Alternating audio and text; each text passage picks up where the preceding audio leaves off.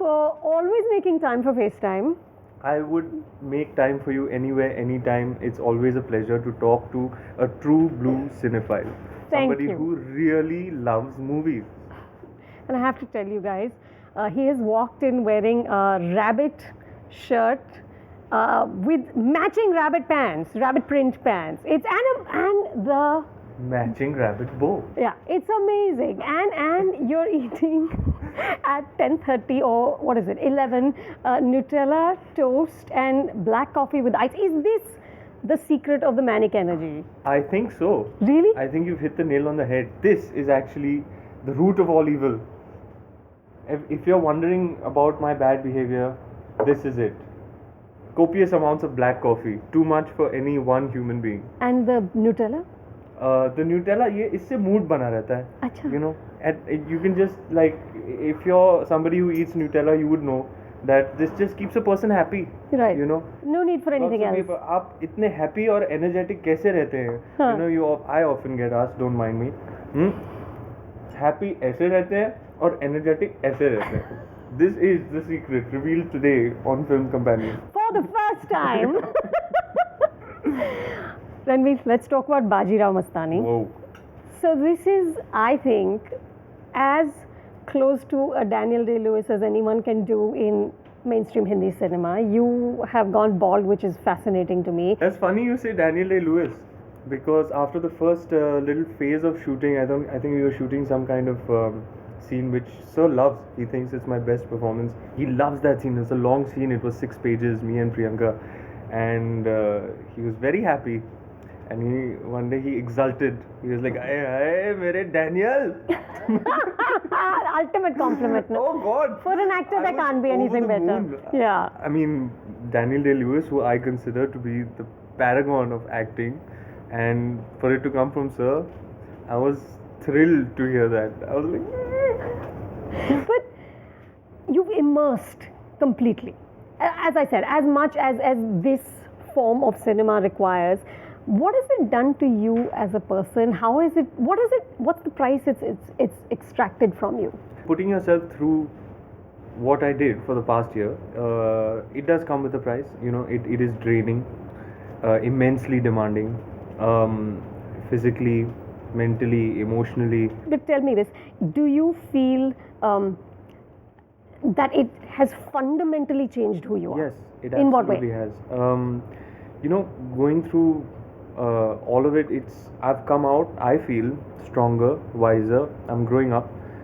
I said this once on the front row at the time of Ram Leela, you know, and it's happened again.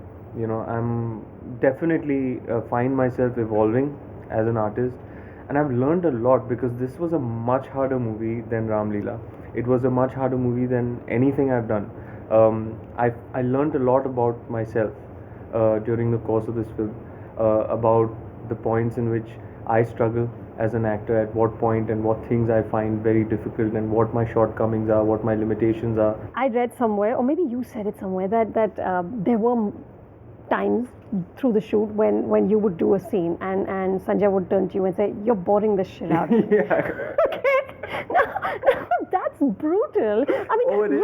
you've killed yourself. You've lost all your hair, which I imagine for an actor. I mean, there's so much vanity, right, in our hair, Yeah. and you're there and you're giving it all you've got, and then the director says, "Eh," you know? Meh. Yeah, exactly.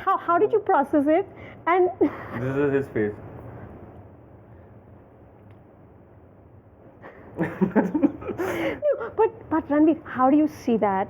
How do you accept that criticism in front of 150 people and then find the resolve to do better? It's very typical of Mr. Bhansali in his style of shooting a film to kind of have a lot of room for spontaneity. So what it is on paper, you may as well not consider it or come on set without learning your lines, because he's going to create everything there in the moment, in the space, on the spot. So yeah, there was this one scene between Priyanka and I, which typically, you know, we created it on the set and we were trying various things and different versions of the banter and the dialogue, and it was not happening for him.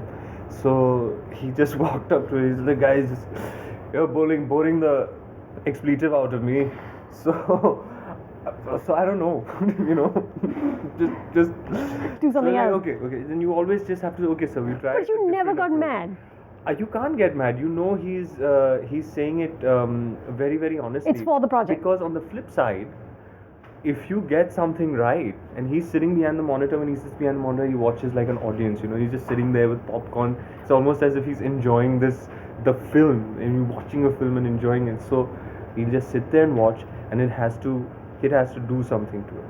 There's so many instances where he gets up from behind the monitor and he's just so expressive, you know, in both senses. He gets up Even when he's happy and when he's like, sad. he'll be like, oh God, what have you done? Come on, let's pack up and go home. I don't want to even shoot anymore. I'm done. He did it. I'm done. Let's go home, guys. So you know, he's equally expressive on the flip side as well, which makes you feel so great, you know, because you've submitted, you've surrendered 100%, and the guy loved it. And I can't explain that feeling. It makes me just, it feels light. I literally physiologically feel light when that happens. When we had talked on the front row, you had said 2 years ago, you had said my tank of angst is empty. Yeah. How is the tank of angst right now? The tank of angst is, it's okay, it's balanced. Oh, As of now, there's something about me as a person, because I used to be not obese, I used to be the fat kid for a large portion of my life. So the kind of sort of the way I'm structured is I get a lot of my own self-confidence, and my happiness and joy comes from my physical well-being, you know. So when I get injured, the exact opposite happens, you know. I go into the negative, I go down into the dumps, I get very low, very, very depressed. It just, I feel completely shattered. I went through a lot when my shoulder got busted. It really, I mean, I came crashing down. Because it happened at a stage, you know, I knew that we were going in for the action schedule, and I thought to myself, man, if I'm gonna have to portray a killing machine, I had better be a killing machine. So I had conditioned my physicality to that point. I was at the peak of my fitness, you know, the strongest, fastest, most agile that I've ever been. And we finished the entire action schedule, and it was the last day, the last shot. We were losing light. After this, we would have moved on and done some pretty wide shots where I would just have to wave and not do much. It was just that one shot, you know.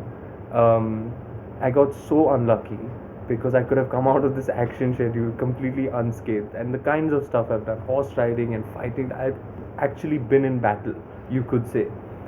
And that just that last shot, you know, there were explosions and elephants and fighters and horses, and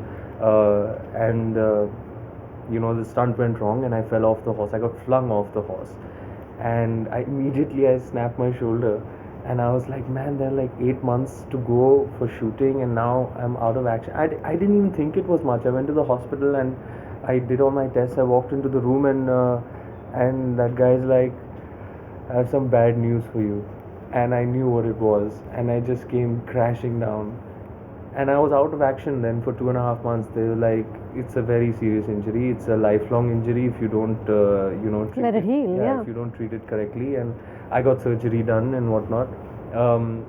So tank of angst, wherever it was, started overflowing after After that the injury. I was just like, but then I came back to the set with all of that, you know, like a full water balloon. You just had to just nudge me and it would all come gushing out. You, Ranveer, my friend, are a big attention seeker, aren't you? Yeah, I guess so. Do you love it? I guess so. I've never thought about it that way. When you become an actor and people start analyzing you as a person and breaking down your traits and personalities, you get written about and people express their opinion about your persona or whatever. That's when I learned that okay, I might be this way. I never thought of it like that. That's just the way I No, am. because a lot of actors like Shah Rukh can all say they're inherently shy people, but you're not a shy person. No. No, I'm not a shy person. And if you were to interact with anybody who's known me ever since I was a kid, they'll tell you that the things are just the way they used to be.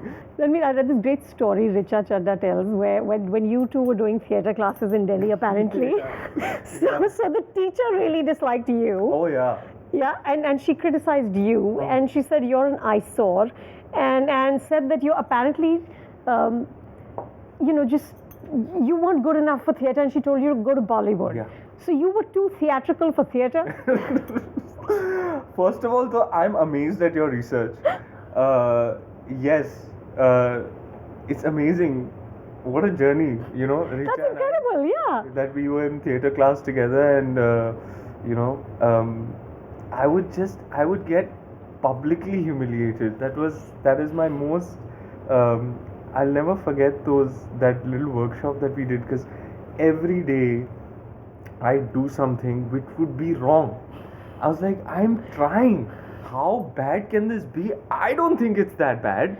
But she just had it in for you. She just, I don't know, maybe because I looked like a struggling actor at the time, right? Big biceps, and I'd always been like gym clothes, and I was all like, I was a typical I'm going to Bollywood kind of struggling actor, and I was just that type in the class. And then there were your, dreadlocked Artists. artists, theater people and they were doing some in what to me seemed very, very out there and bizarre. I didn't understand it, but I was doing my thing, and my God, she just took the pants off me, and there were so many pretty ladies in the class, and she'd humiliate me in front of them. It was even worse because of that. She's like, you are an eyesore.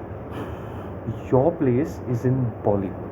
You should go. This is not you. You are a rotten apple. She called you rotten Yeah, apple? she said you're a rotten apple. I see all of this great stuff happening, and then I see you. You're ruining everyone's work. That's just so heartbreaking. Oh, this is just the tip of the iceberg. Oh my God. That's amazing.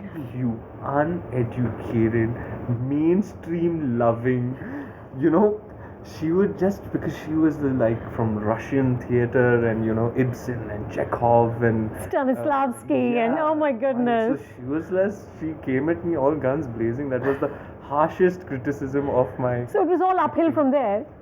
Well, I landed up in the right place. Exactly. As far as she's concerned. Exactly. I'm pretty sure she'll be happy to see me. I'll be happy to see her and tell her thank you for that little nudge. In this din of stardom, how do you find the gravitas to become Bajirao?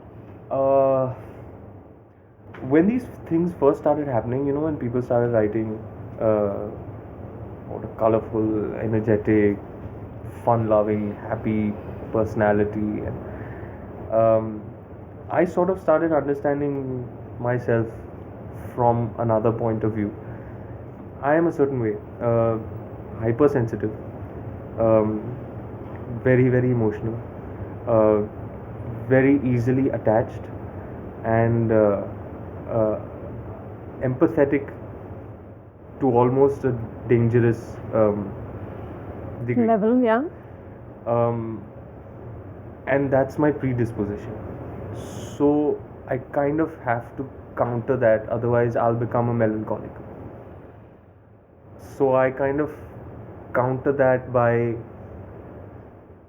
being keeping extra things happy light and being cheerful, spreading that cheer, feeding off that cheer. But is there an of effort in others. this, Ranveer? Not anymore. Let's It's put the it way you that are. way. Not anymore. Now it has become the way I am. Now there's no effort. Now I see a smiling face and I smile. I feed off of positive energies. It's become second nature to me. In this sort of time and space that I am living in, you will become. It's not you won't get by if you're that soft. So yeah, I think all of it might just be a subconscious way of countering my dangerous predispositions.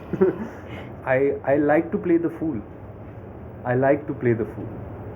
because I'm shy of the gravitas, the emotional intelligence.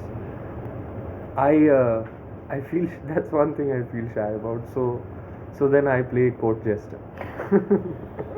And what a fabulous court jester you are. Thank you so much, Ranveer. Thank you. It was such a joy to speak with you. In the morning, that too. In the morning, that too. In the rabbit The shirt, effect you that have on too. me. I'm such a grumpy goat before 12 p.m. before my third coffee. Well, I gave you Nutella. See, I'm feeding off of your Thank lovely, you. radiant, positive energy. Thank you. Really, big thank you. Thank you, thank you, thank you. Hi. Subscribe to Film Companion, hit that button below and get your film fix.